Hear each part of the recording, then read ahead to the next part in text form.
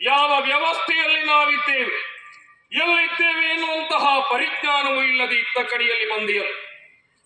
ಒಂದು ಹೆಣ್ಣಿಗೆ ಒಂದಕ್ಕಿಂತ ಹೆಚ್ಚು ಗಂಡನ್ ಇದ್ದ ಅಂತ ಹೇಳಿ ಆದ್ರೆ ಅವಳನ್ನ ಜಾರೆ ಎನ್ನುವುದಾಗಿ ಕರೆದರು. ಆದ್ರೆ 5 ಜನ ಗಂಡಂದಿರಿದ್ದರೂ ಕೂಡ ನಿನ್ನನ್ನು ಪ್ರಪಂಚ ಕರೆದದ್ದು ಮಾನಿನಿ